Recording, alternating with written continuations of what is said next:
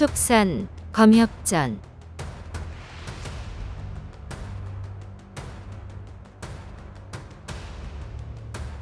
31화 여혁, 악을 제거하다.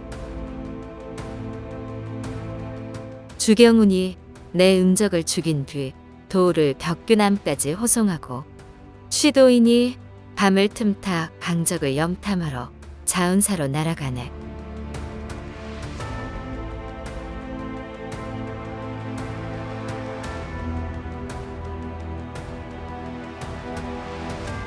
금광정 등 사천도적 넷은 모두 여색이라면 사족을 못 쓰는 자들이다. 한데 법원이 밖에 나가 문제를 만들지 말라고 엄명을 내린 후로 절에만 틀어박혀 지냈다. 절 안에도 여인이 많았지만 지통과 유덕만 실컷 즐기고 사천도적들에게는 차례가 오지 않았다. 그야말로 그림의 떡이었다. 그래서 몰래 나가려다가 지통에게 제지당하기도 하였다. 저들만 즐기고 아랫사람은 못하게 하니 너무 분했지만 얹혀 지내는 처지라 참는 수밖에 없었다. 그렇게 남들이 히히덕거리는 꼴을 보며 군침만 흘려야 했다.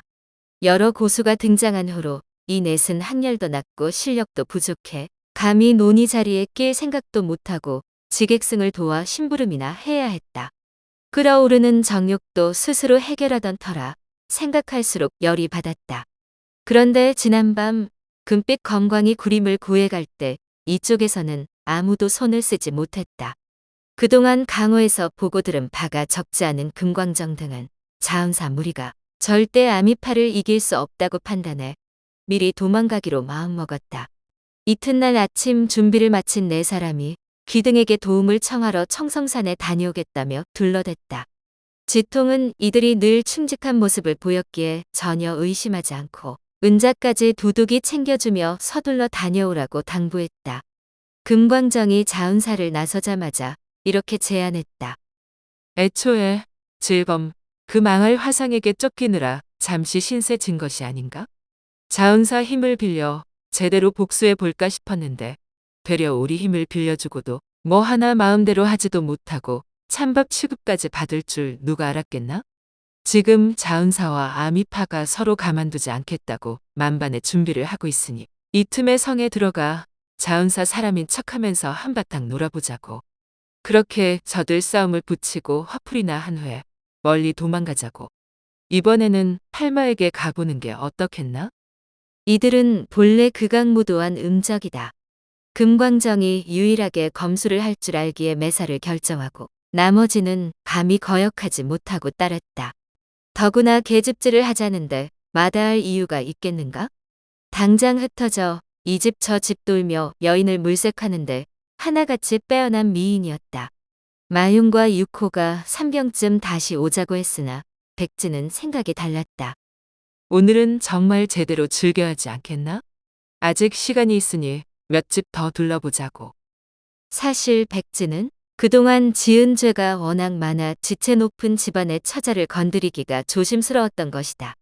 네 사람이 다시 모여 한가로이 걷다 보니 북문밖 공동묘지까지 발길이 닿았다. 시간이 늦어서인지 적막하고 황량했다. 어쩌다 여기까지 왔지? 얼른 돌아가서 저녁부터 먹자고. 지금까지 봐둔 네다섯 집 처자로도 충분히 즐길 텐데 쓸데없이 더 돌아다닐 필요 있겠나? 날도 저물었으니 더 나을 처자도 없을 거야. 그러고는 돌아가려는데 서편에서 젊은 남녀의 웃음소리가 들렸다. 오라버니, 겨우 토끼 3마리 잡았는데 벌써 해가 저물었네요. 어서 돌아가야겠어요. 아이 참, 할머니한테 또 혼나겠네. 여리고 사랑스러운 여인의 목소리에 마음이 동한 내 음적이 바로 서편으로 돌아섰다. 작은 둔덕 옆으로 단검을 찬 두 남녀가 토끼 3마리를 들고 나타났다. 17살 먹은 두 남녀는 피부가 백옥처럼 하얗고 이목구비가 수려했다. 내 음적이 약속이나 한 듯 음흉한 미소를 지었다. 그중 마융이 손살같이 튀어나가 두 사람을 가로막았다. 어이, 귀여운 녀석들. 이리 와서 우리랑 재미있게 놀아보지? 말이 끝나기 무섭게 청년의 주먹이 마융의 얼굴을 강타했다. 마융은 눈앞에 별이 번쩍여 비틀거리느라 하마터면 넘어질 뻔했다. 잔뜩 화가 치밀어 버럭 욕을 짓거렸다. 이런 싹수 없는 놈을 봤나? 좋게 말해서 안 되니 아주 반쯤 죽여주마. 두 남녀가 단검을 뽑자 마용이 무기를 꺼내고 나머지 세 사람도 공격 태세를 갖췄다. 뜻밖에도 두 남녀는 무예가 뛰어나고 몸놀림이 매우 민첩했다. 게다가 암기까지 다룰 수 있어 내 음적이 한꺼번에 덤벼도 전혀 움츠러들지 않았다. 잠깐 사이에 마용은 청년의 비황석에, 유코는 여인의 수전에 당했다. 치명적이지는 않지만 가볍지 않은 상처였다. 상황이 불리해지자 금광정이 펄쩍 뛰어올라 검광을 날렸다. 위험해. 두 남녀가 검광의 위력에 놀라 서너 장 뒤로 몸을 날려 피한 후 바로 돌아서서 쏜살같이 도망쳤다. 금광정은 검광을 거두고 바짝 뒤쫓았다. 일단 가까이 따라붙은 후 다시 검광으로 길을 막아 사로잡을 셈이었다. 그런데 저 앞에 또 다른 미모의 여인이 나타났다.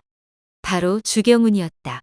두 남녀와 한패인 듯 보였지만 갓 소녀티를 벗은 여인이라 대수롭지 않게 생각했다. 내 음적이 한꺼번에 덤벼들자 주경운이 손 하나 까딱하지 않고 어깨만 살짝 비틀어 푸른 검광을 날렸다. 조심해. 금광정이 다급하게 외쳤지만 이미 늦었다. 마윤과 백제는 이미 목이 날아갔고 유코는 맨 뒤에 있었던 덕분에 목숨을 부지했다. 금광정이 그제야 주경운의 실력을 알아차리고 검광을 날렸다. 누런 검광과 푸른 검광이 불꽃을 튀기며 공중에서 맞부딪혔다. 뒤도 안 보고 달아나던 두 남녀는 무언가 이상해 뒤를 돌아보았다. 웬 여인이 푸른 검광을 날려 음적의 누런 검광을 상대하고 있었다. 다른 둘은 이미 숨통이 끊어졌다. 두 남녀는 기뻐하며 다시 돌아가 대결을 지켜보았다. 이때까지 유코는 금광정의 비검이 주경운을 제압하리라 철석같이 믿었다. 대결이 끝나면 당장 데려가 음탕한 짓거리로 복수해야겠다는 망상에 빠졌다가 조금이나마 도우려 암기를 쓸 기회를 엿보고 있었다. 돌아온 두 남녀가 유코의 계획을 눈치채고 약속이나 한 듯이 동시에 칼을 겨누며 몸을 날렸다. 깜짝 놀란 유코가 허둥대며 막아보려 했지만 동시에 둘을 당해내기는 역부족이었다. 결국 청년의 검에 가슴을 찔려 나동그라졌다. 금광정은 두 남녀가 돌아온 것을 알고 마음이 급해졌는데 유코마저 죽어버리자 크게 당황했다. 잠깐 정신이 흐트러진 사이에 푸른 검광이 누런 검광을 가르고 금광정 눈앞으로 날아들었다. 안 돼. 도망가기에는 이미 늦었다. 푸른 검광이 금광정의 허리를 휘감으며 몸뚱어리를 반으로 갈라버렸다. 주경운이 통쾌하게 내 음적을 처리하자 두 남녀가 기쁨을 감추지 못하며 진심으로 감사를 전했다. 주경운은 두 남녀가 외모가 빼어날 뿐 아니라 훌륭한 골격을 타고났음을 알고 내심 감탄했다. 이 두 남녀는 남매 사이인 장기와 장요청이다. 사천 대엽 장인무의 손주인데 부모가 일찍 세상을 떠나 할머니 백씨 손에 자랐다. 백씨 역시 명나라 말기에 활약한 이름난 여협이었다. 장씨의 남매는 어려서부터 할머니에게 무공을 배워 이미 남다른 실력을 갖추었다. 하지만 뜻하지 않게 비검을 날리는 음적을 만난 터라 주경운이 아니었으면 큰일을 당할 뻔했다. 장요청은 또래임에도 이미 뛰어난 검수를 자랑하는 주경운이 몹시 부러웠다. 그래서 고집스럽게 주경운을 집으로 초대하며 사부가 되어 검법을 가르쳐달라는 뜻을 비추었다. 주경운은 아직 나이도 어리고 사부의 허락 없이 제자를 받을 수 없으니 자은사를 소탕한 후에 다른 검선을 소개해 주겠다고 대답했다. 이때 한 옆에 숨어있던 구림이 나타나 장씨 남매와 통성명한 후 주경운에게 말했다. 삼해. 이곳이 외지기는 하나 시체는 치우는 것이 좋겠네. 저쪽 놈들이 발견하면 아미파 짓이라고 생각할 테니까. 네, 제게 방법이 있으니 염려 마세요. 그러더니 허리춤에서 작은 병을 꺼내 분홍색 가루를 시체에 뿌렸다. 옥청 사태의 비법으로 만든 만념 소굴산이에요. 벽사촌에서 지낸 지 얼마 안 되었는데 사태가 아침 저녁으로 많은 가르침을 주시고 이 약도 주셨어요? 죽은 사람 몸에 뿌리면 잠시 후에 누런 물로 변해 흔적도 없이 사라지죠. 이럴 때 사용하면 딱이지요.